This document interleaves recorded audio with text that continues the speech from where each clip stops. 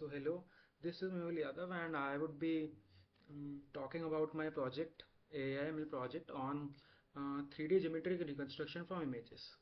And it is a project that is based upon based mesh optimization. Like we take a mesh and optimize its vertices uh, so that the renders approach the same approach that target renders, the target image that we have to achieve.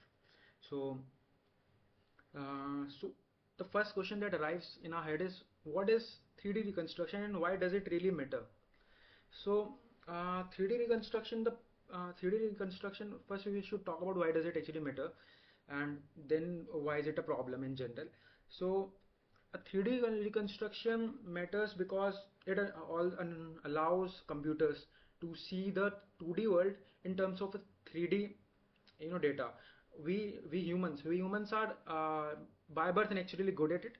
We can just perceive a 2D image and understand the 3D perspective of it because of our thinking capabilities and all. But computers really need algorithms, which is considered under AI part, and computer need these algorithms. So these inverse threading and all these are falls under these type of algorithms. Computers really need to know how, in the problems of computer vision, robotics and other computer graphic problems.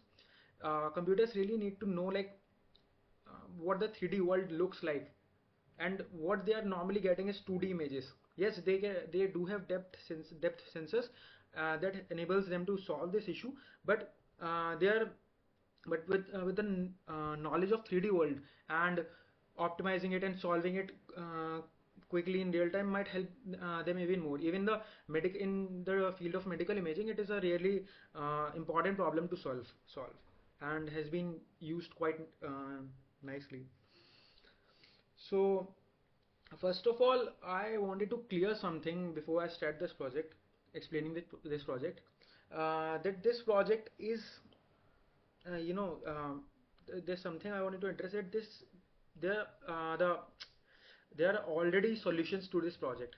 There are already state-of-the-art approaches to this project, where like neural rendering and nerf and all. You will find GitHub repositories with the state-of-art results. But why I wanted to solve this, why I took this was because it is mostly for my learning purposes and understanding, because solving this inverse rendering was a really hard topic in general. And uh, there's something I wanted to clarify, that I didn't use any papers, or went through papers for solving this problem. Yes, I could have gone through papers and understood the problem, but I was trying to understand the problem from my perspective, researching through every goal and seeing what the problems are, thinking the solutions. And so I mostly took that path. And the motive was to understand by building, not by really using, because I could use a lot of GitHub repos that are online, and make some project that you solve some problem. But the first principle was to understand, because if we understand the concept and the issue, then maybe in the future I can solve some bigger problems or more important problems. Right now, this project is in a very controlled learning environment. I have uh, generated my test cases on my own. There has been direct observation, and I have optimized based on what I have observed from my test cases. And yes, I do plan to expand in it in future, by solving some problems and limitations and challenges I am facing right now.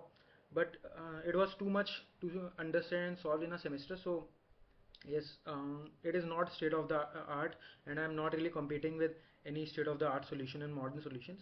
But yes, this was a really interesting approach, and I went through it, and it was a really interesting journey. We started from the sphere. We are optimizing vertices and understanding why it is a problem. The main problem was this differential rendering only. Although yes, I took differential renderer from PyTorch 3D. I didn't make any differential renderer for my own, because yes, differential rendering, writing a differential renderer or writing a generally simple straightforward forward renderer is a time taking task, and it takes like months, like even around a year maybe if we start writing a GPU renderer. Yes, we might be able to a CPU renderer, but that won't be fast. So writing a differential renderer is even a tougher task. So I didn't really wrote my renderer from my own. I used that, but mostly it was to understand the inverse rendering concept and all. So first we will try to understand the concept of inverse rendering and differential rendering. And before that we actually need to understand what is actually rendering and forward renderers, the classical approach that we see. In the field of computer graphics, we have all seen CGI and all, where from the computer algorithms we generate images and computational imagery, or we should say like computer graphics is mostly the field where we take algorithms and generate algorithms and create a a world on the basis of these algorithms.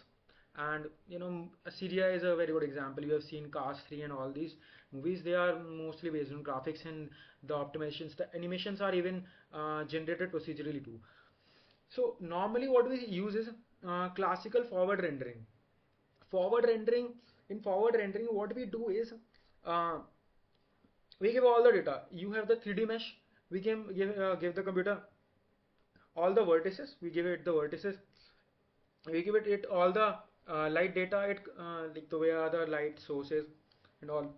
We write the algorithms for all the shading calculation and all, and it outputs the 2D image. And the main part of it is the rasterization. Although in the field of rendering there are modern methods like ray tracing too that are also interesting, but these are also forward rendering methods. Like we move from 3D data to 2D image, not from 2D to 2D image to 3D data, and it is really a difficult problem to solve, the inverse rendering one. We will talk about it, but this classical forward rendering is a very old problem that has been solved like for years, like around 1950 or 60s maybe. This was already solved. Like we have been using GPU based programs in CGI for a long time.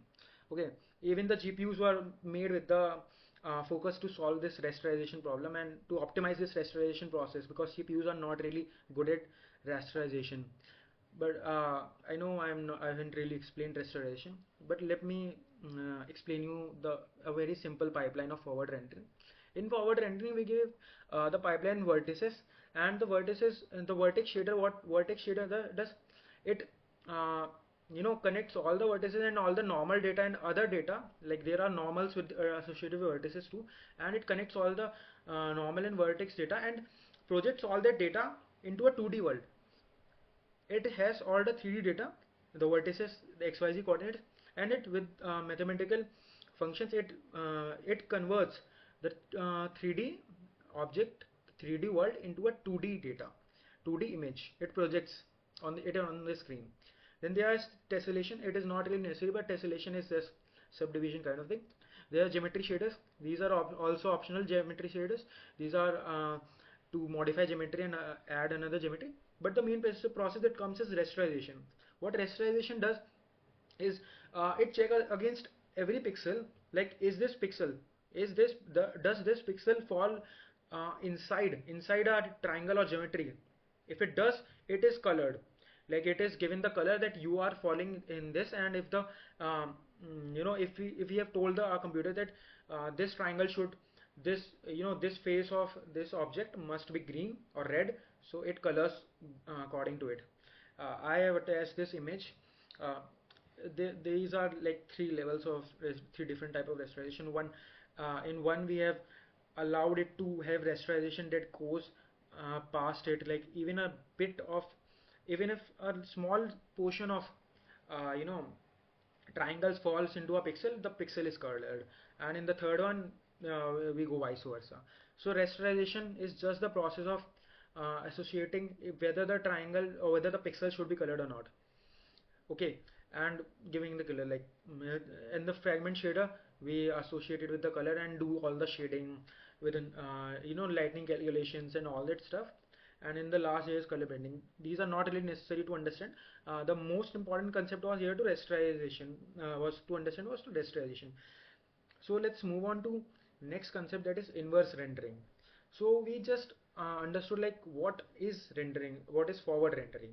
We understood how we can go from 3D vertices to our 2D images. I know was a really small video to cover that, but this was a very basic idea. Rendering itself has a lot of concepts and a lot of things to tell, and it was not really possible to explain this in a single video. Like it is quite a wide a topic in its own. Like it can take a lot of videos to explain, but I am the main focus is not rendering and forward rendering here. I am just hoping the viewer, the whoever is viewing, must know some basic concept of rendering. If not, he or she can visit YouTube and other sources or read some blog over forward rendering and understand the concepts. The main thing we would be talking about inverse rendering. Okay, so right now we have an image.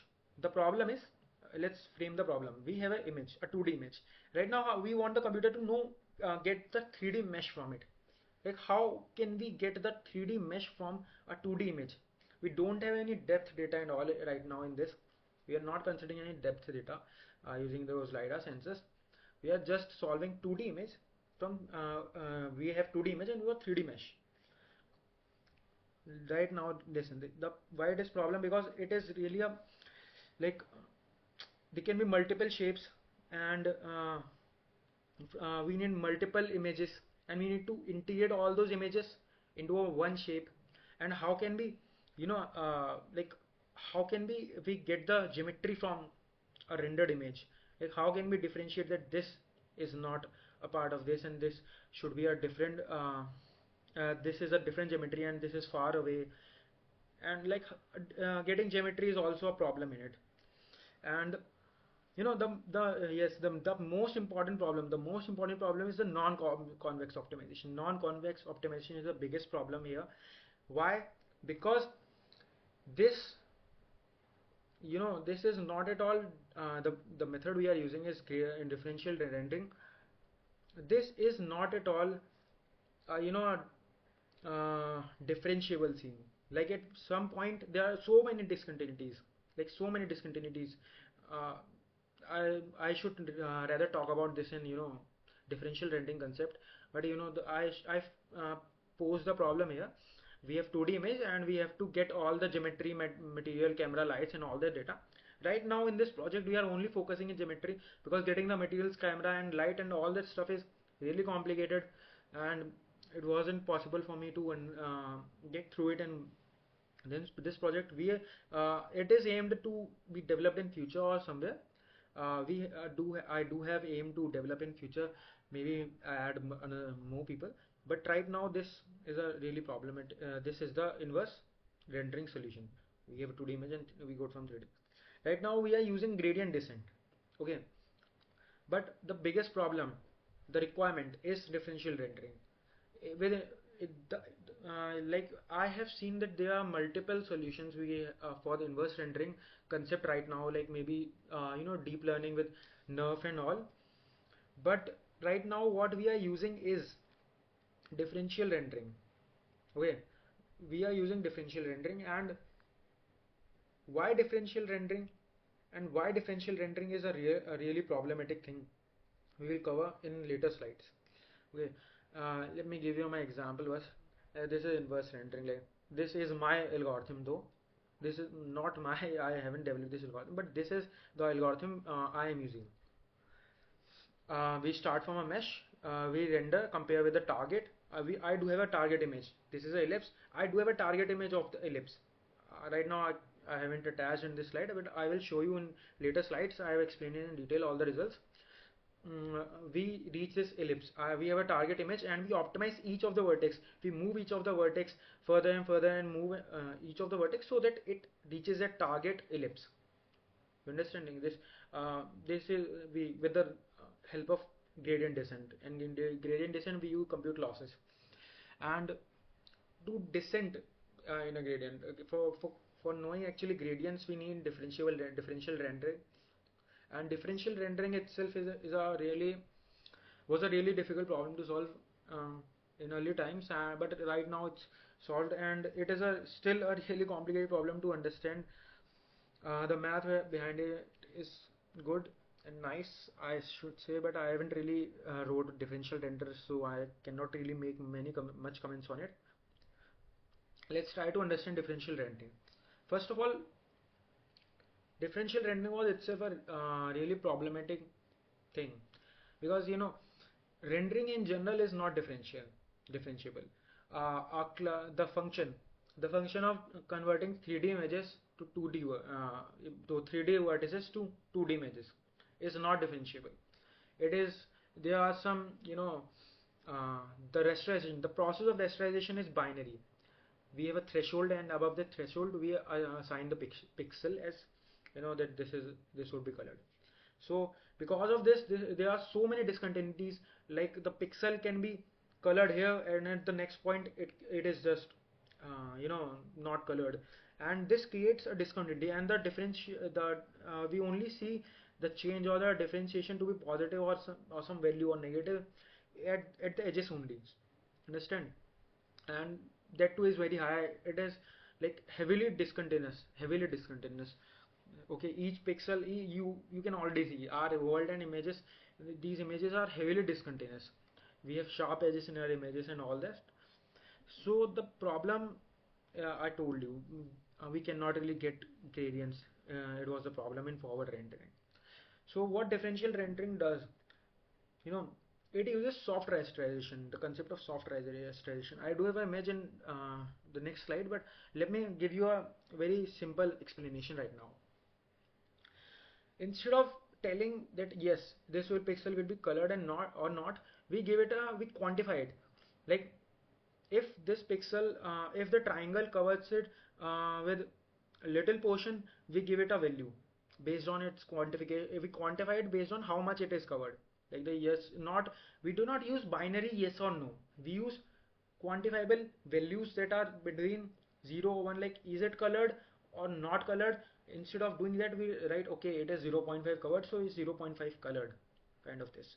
Right now, like I have given an example, like it's at vertex 5, uh, the pixel intensity is 0.7.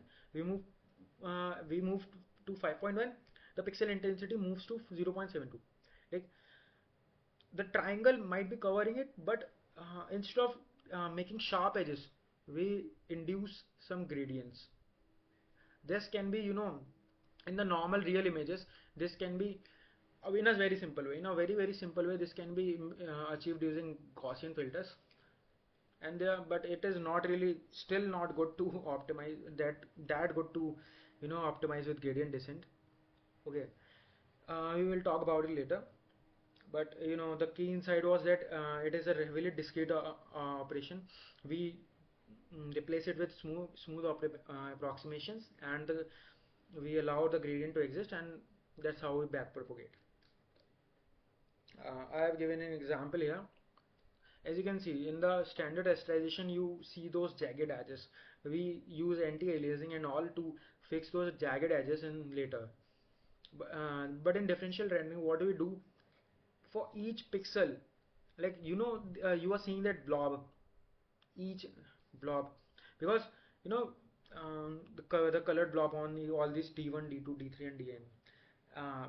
We use this instead of using, probabilities, like this triangle falls this much under this pixel, this much under this pixel. If it covers it fully, we take it 1, kind of this. Okay, instead of those binary operations. Question might arise in your mind, that why don't we just use soft rasterizer for every case, like even in CGI? Why should forward rendering even exist? But this is a really this would create a lot of problems. First of all, you know uh, the in the normal forward rendering, the faces, the faces which are behind some vertex, behind some triangle, are just rejected, because the another triangle is covering them slightly. But right now, we need to consider the faces that are behind that, this front face, the faces which are behind the front face, because we need to contribute their contribution in the pixel too. Okay, you understand? So this can really create weird artifacts. This is one problem, and there are multiple problems. I'm not really talking because this is not a lecture on differential rendering, but yes, differential rendering cannot be used as classical forward rendering. There are problems, as I told you. Even in the in my future tests and the test cases I've taken, you will be able to see why it is a problem. So let's talk about methodology and implementation. So I think you must all be clear right till now about the methodology we are taking. Okay. Mm, we take a target image.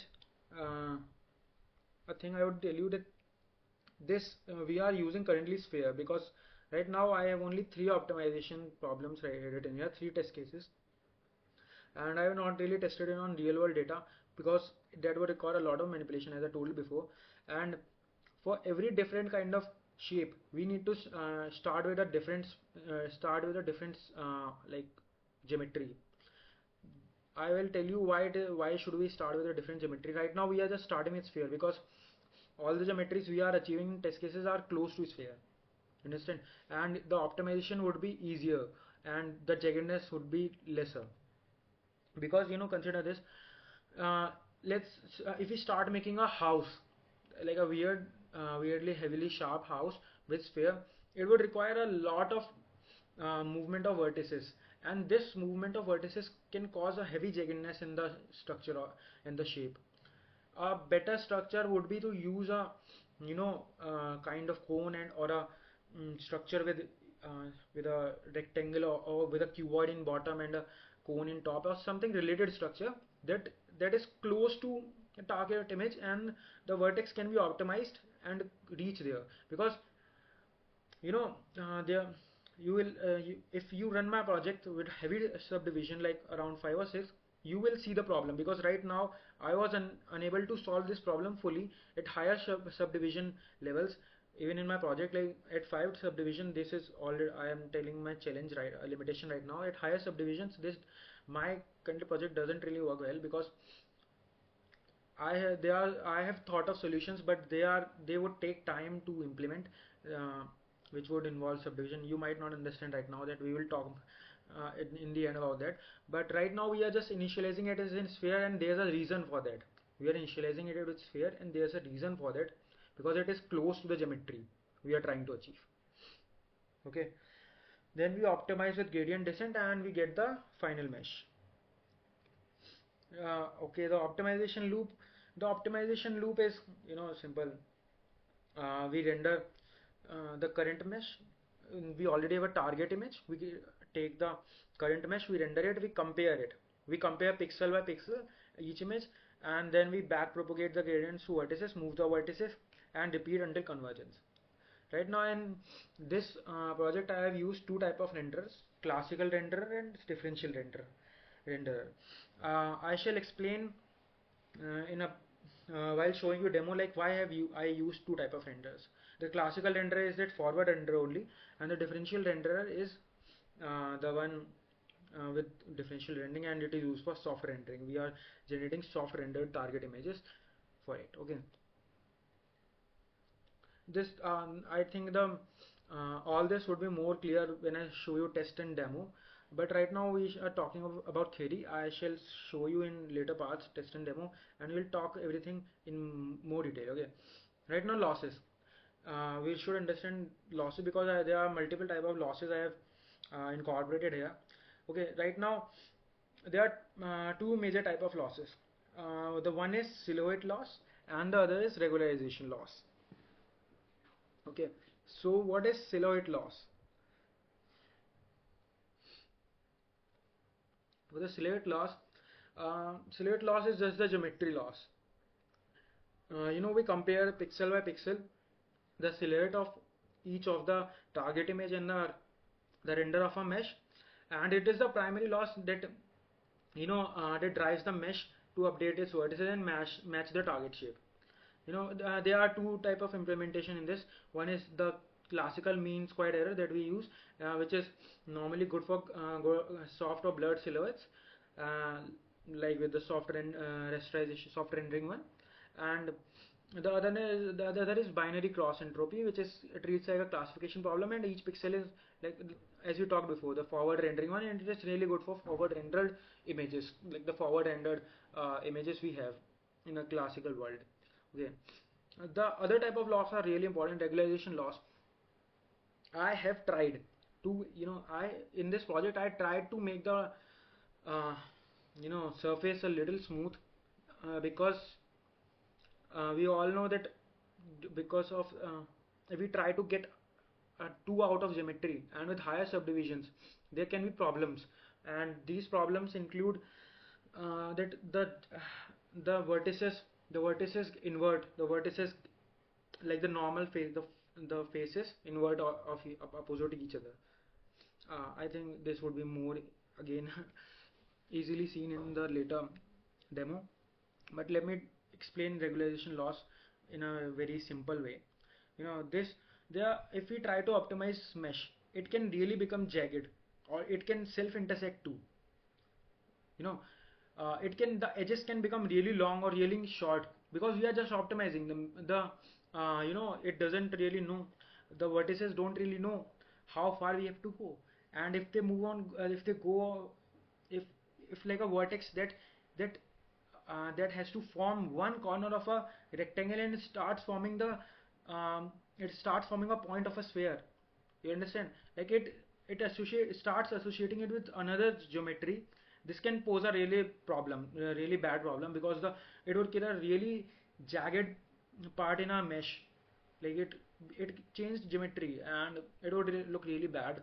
You know, you if you run my software project with subdivision 5, you can understand at higher subdivisions, around like 500 iterations might not be enough, I think, or something. But maybe I need to use high subdivisions, etc. But still, I wasn't able to clear this issue of jaggedness even till now. Yes, we can adjust the weights and decrease this loss, because with higher subdivisions we really need to decrease this loss, and I have even added the scaling scaling based loss. We will talk about it. First of all, I should carry on with each loss first. Okay, the main loss, the silhouette loss. Mm, we have talked about how the silhouette loss works. Uh, we need to make the difference as low as possible. The perfect match would be 0. Problem the problem is that if we use silhouette loss only, mesh could twist or spike or self intersect. As you know, you can just really sit down and imagine like how vertex optimization can cause these really jagged structures. You will get it. And let's move on to regularization losses, the smoothness police. Okay, the first is edge loss. Keep the edge lengths consistent. Some edges in this vertex optimization, some edges can really become super long or super short, because we are just optimizing. The computer doesn't know if it has to stop at some point or not. We can incorporate loss in it, like we can add another loss, edge loss, to to reduce this, you know to reduce this structure, and to reduce this from happening, because higher edges, longer edges would incorporate to more loss. Okay, next is the Laplacian loss, which just uh, checks keep, where each word keep the surfaces smooth, which each vertex should be at roughly the average position of its neighbors. This avoids, these are all, yes, I read about them online, and these are very classical losses. But in this we are trying to avoid that vertex move in a very weird way. Yes, the edge lengths are we are keeping edge lengths consistent too, but to keep the surface smooth, we need to make sure that one vertex doesn't go like in a super weird or uh, super weird way, like it moves heavily up or heavily down. The surface of the mesh should be smooth, and we maintain with the Laplacian laws. And later we have the normal consistency loss. The normal consistency loss is just we check the normals of each vertex, each surface. If the normals, you understand the normals of the surface, and if the normals of a surface flip, mean the surface is twisted, and we try to keep the change in normals as consistent and as smooth as possible to avoid this. Okay, and how they all work is, we have already taken weights. These are the default weights we have taken in our project, and these all contribute to it. As I told you before that single loss isn't enough. Yes, silhouette matches with single loss function silhouette loss. Yes, we can get close, but mesh won't be smooth or natural. There might be self intersections, and the surface can look really bad from multiple angles. Okay, now it's time for test cases and results. Okay, let's start with test results and test cases and results. Right now, I am in wrong directory right now. Let's move to this directory and continue.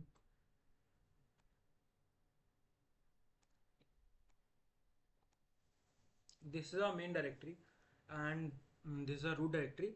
And as this project is already hosted on GitHub and etc., the main file you have to run is main.py. And before that, there's also a requirement.txt here, which you can use to install all the dependencies here. And the readme is also associated. You can also visit my GitHub, and you go to the readme and all the docs and stuff for better understanding, for more deep dive into how to use this and how to set up all this. Because I faced a really bad issue while I was trying to install PyTorch 3D with the CUDA. You can run the CPU one, but with the CUDA, I was trying to use it with my GPU, NVIDIA RTX 4070 laptop, and I really faced some issues. So you can go on PyTorch 3D website and install it manually if it doesn't work as mentioned on my GitHub page.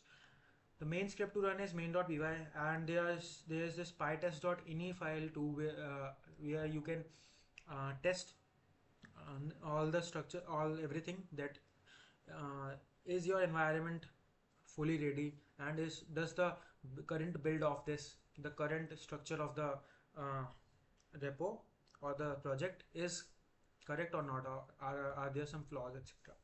Okay, these are just for contributions, etc. It is already posted on GitHub. The main thing that starts from is you have to set up config. These are config files.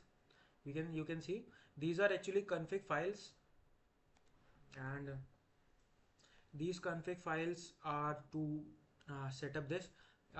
This is a really deep dive config file. I will use the quick test one to explain it nicely, and then you can go and even read the docs and readme. We are using the initial type sphere, and with the subdivision level 2, the iterations are 50. We can also change the learning rate, etc. And the silhouette type is MSE, and the image size we have. These are the visualization terms because these would be saved in our results, as I will show later. And these are all these you can go and see on GitHub. There are some things that are not even implemented yet. You can go. These are for future. These are just targeted for future, and we would plan to uh, update them in future. These are not really implemented right now. There are some other things to do. These are in config.yml. These are configs. You can define the experiment too. Here's this experiment name, bub quick test. These would be saved as that, and this is it. These are configs. These are doc files.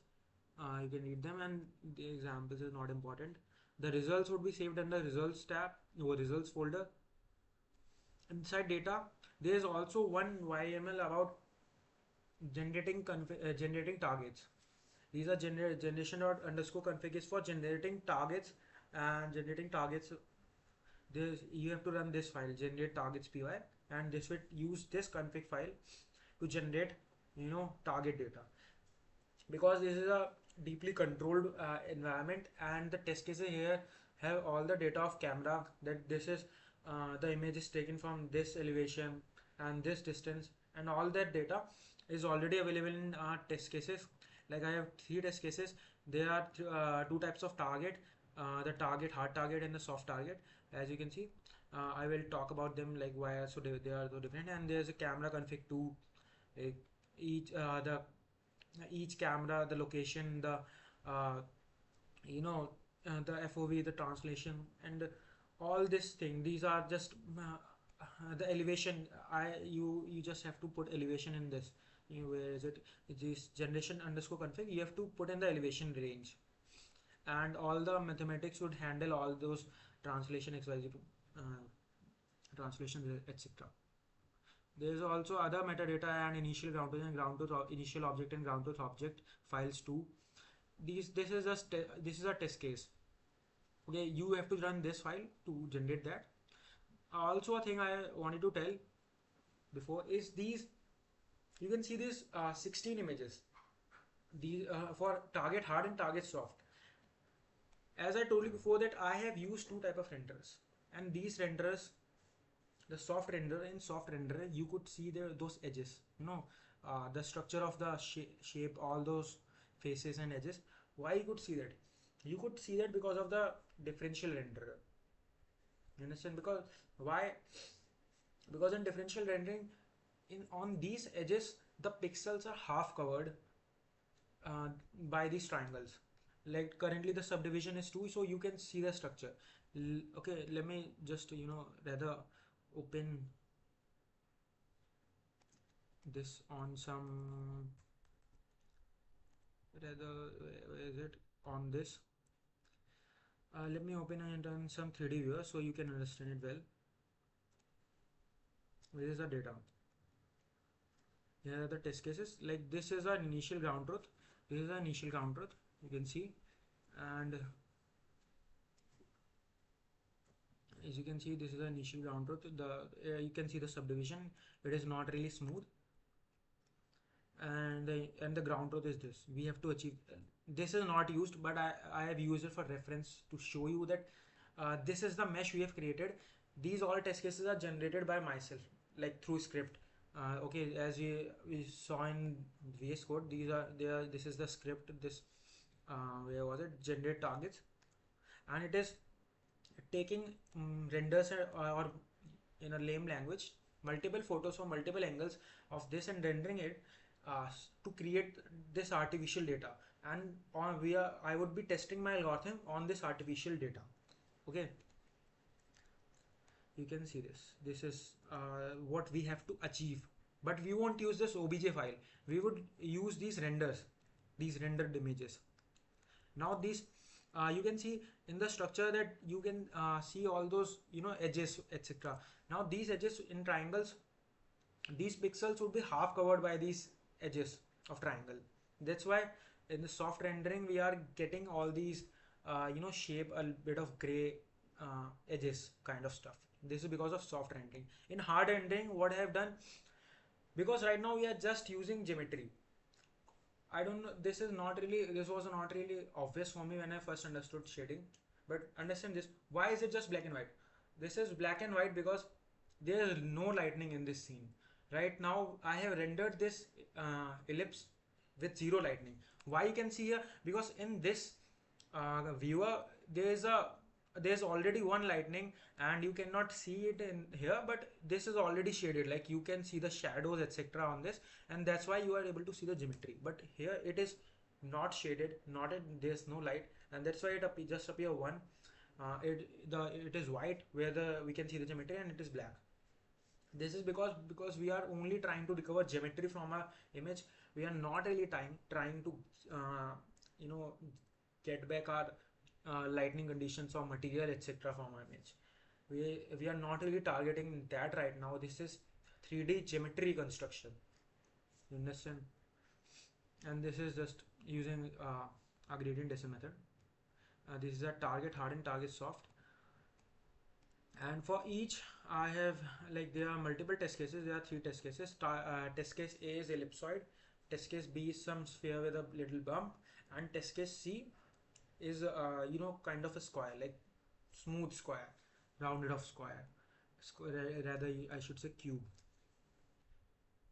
Okay, now you understand the hard ending and soft ending concept. I have all the data, artificially generated data, and there are all the source files, the losses, the mesh, the optimizer, and the classical and differentiable renderer.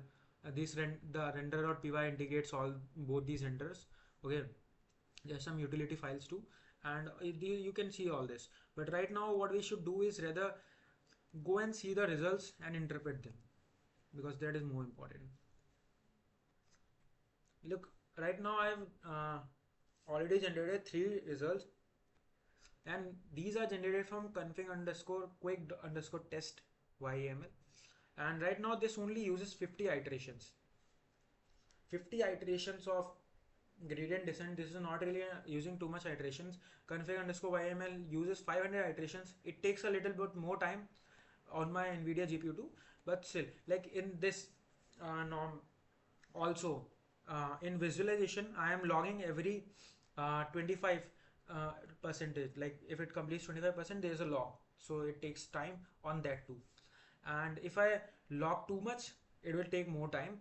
So normally for a test case on my RTX 4070 laptop GPU, for this it takes around, I think it should be okay, I didn't mention time here. Yeah, no, it's finished. It started to should be visible. It must show learning checkpoint. And okay, I am not really searching for it right now, but you know, it hardly takes a minute, like hardly a minute, for both soft and hard render targets. Like I optimize for both soft and hard render targets, and it hardly takes a minute for both. For 500 iterations, it will surely take time. And these are like 50 iteration things. And right now I will show you ellipsoid and this square quick test. You can go and run my own my software on GitHub, and you can build it easily. And now we'll use this here, ellipsoid quick test. These are checkpoint renders too. You can see those renders in I have rendered all these images too. These are not really added in PPT, but you can see this is the final, or this is ground truth, and where is the this is what we achieve at iteration 37, and this is like the final. But we have better OBJ files. You can just see from these images if you want to see, but better is a OB visible from the OB. And these are from multiple views that and these are the exact views that we gave in the target image camera. You know, this is what we started with. This is what we started with, and reference ground truth. This was what we wanted. Okay, and let's see the checkpoint 50. This is what we got at checkpoint 50 when it was 50% complete, like 25 iterations. This is what we got at 100%, like all the 50 iterations. It is really close. Like it ran pretty well. And this is at subdivision 2. I ran it at subdivision 5 and 3 too.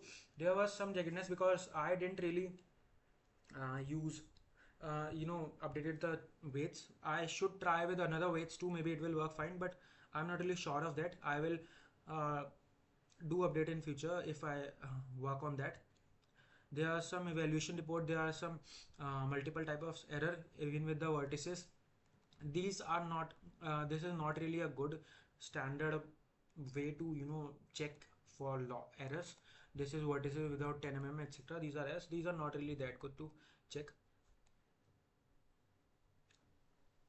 Okay, and let's go to loss curve rather.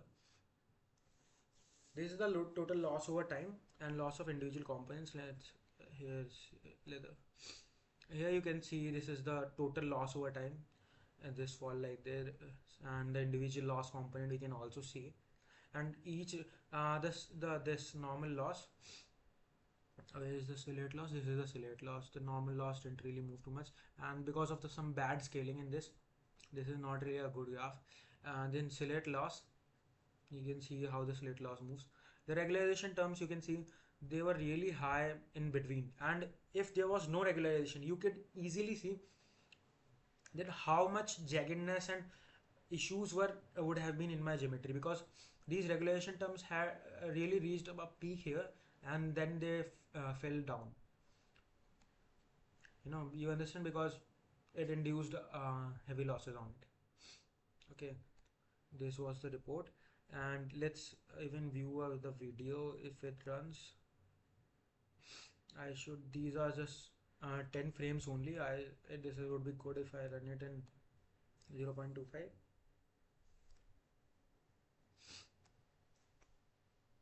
You can see now, this is how the geometry changed across each iterations. These are the 5 frames I've taken.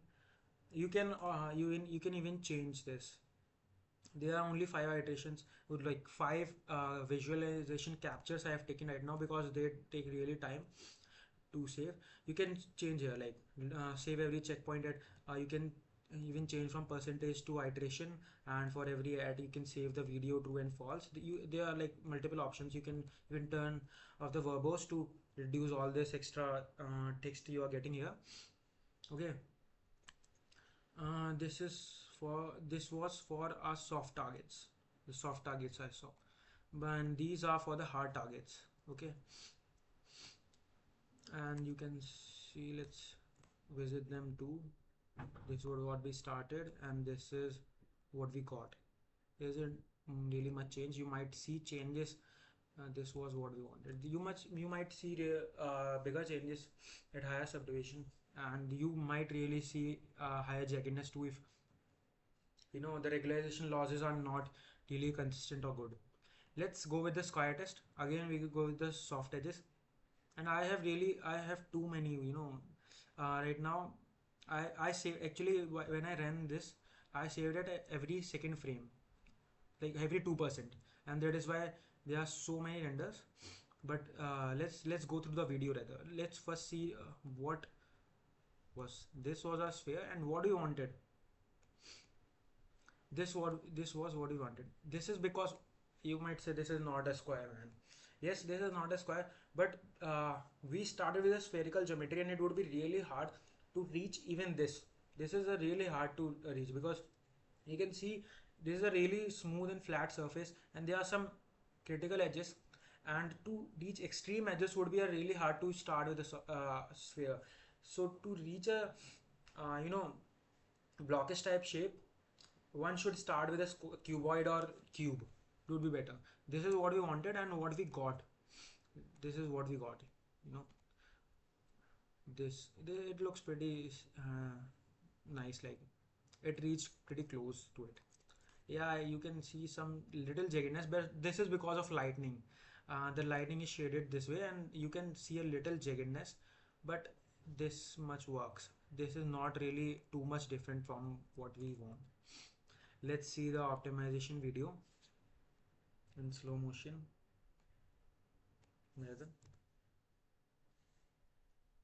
You can see this. You saw the loss curve in the optimization video,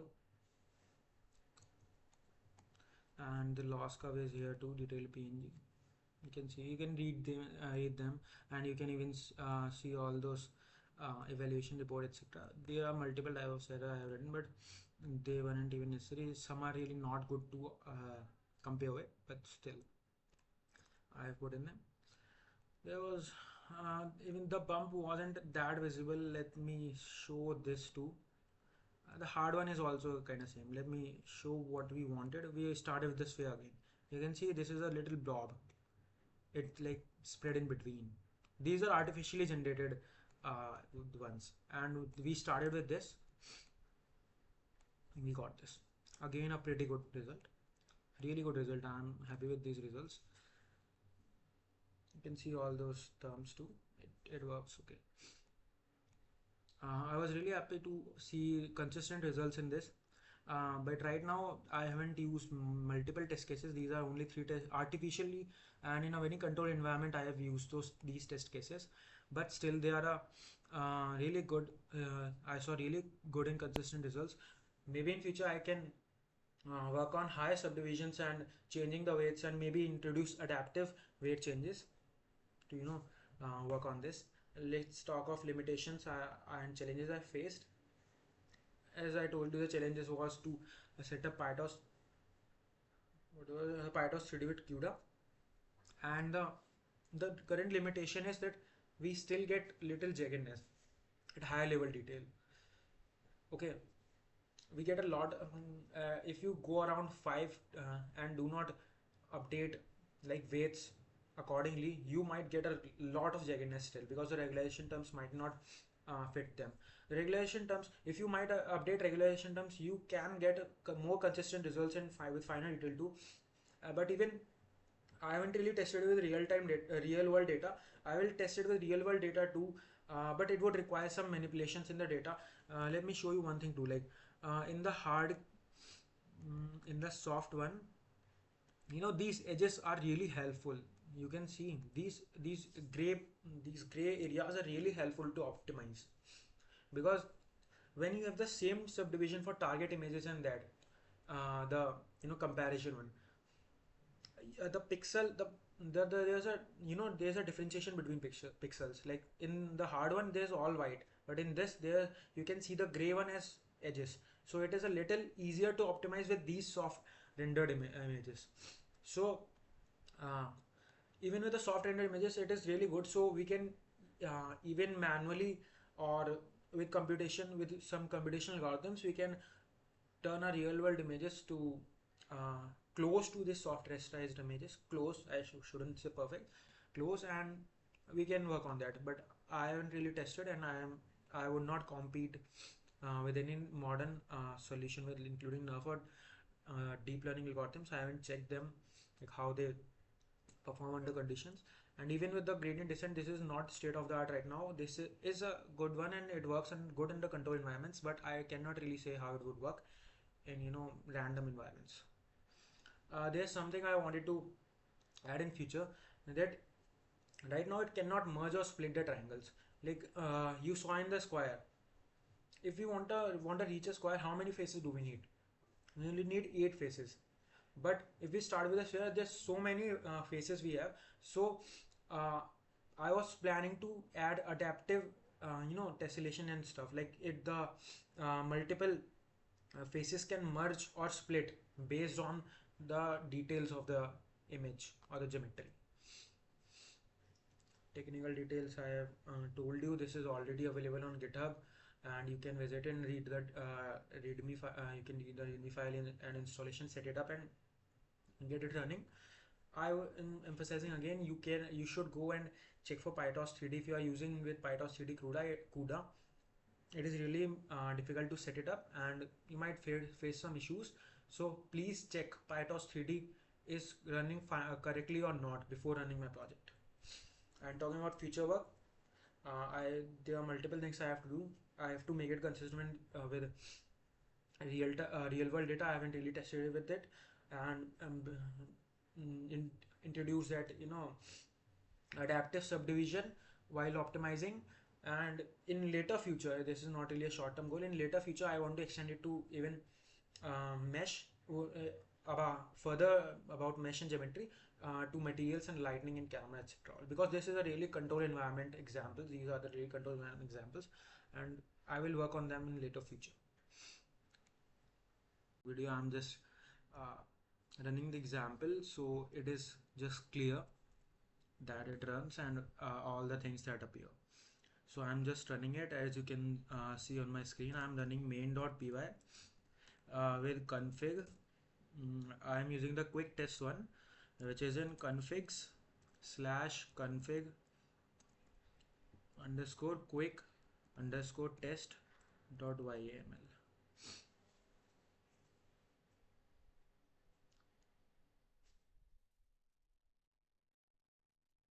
The optimization is started. This is it first solved the soft soft target optimization. Now it will be solving the hard target optimization. The soft is done, the hard is in process, and there are a lot of things that are being printed here with all the things. Like you can start from like here. No, I didn't really CLS it. All the things are like being printed here, what is being used, what is done, and everything. Like I really went to a little bit top. Yeah, it's finished here. It's finished, and all the optimization video has been saved, and all the renders have been saved, the meshes have been saved, completed optimizations. You can also change this, you know, It is in this target rendering mode. Option soft, hard, and both. I am currently optimizing for both soft and hard generated renders. As you can in my generation YML, you have seen that I have both soft and hard generated target renders. Like I had soft target images and render target images too, so they are being done, and it is using CUDA uh, with my GPU RTX 4070 laptop, and all the errors are being mentioned here. RMSE, yes, these are also mentioned in those in this what was that in results too. In results too, you can also see it in evaluation report JSON, and you can see all this. Okay, these are all these silhouette loss and all the data. It has also been added to results, but you can see this ran, and this is the quick test one. I can also run the config YAML, but it really takes time, and also it can ask you something in between, because right now uh, with the soft renders, those soft targets, it is better to have the same subdivision in both the test case generation and this. So right now, if the subdivision of the test cases is not same as this subdivision level of mesh we are using, it asks you to regenerate test cases, and you can regenerate test cases. Okay, so that's it. You can visit my GitHub and see all this. This is already well documented and mentioned there. So it would be all.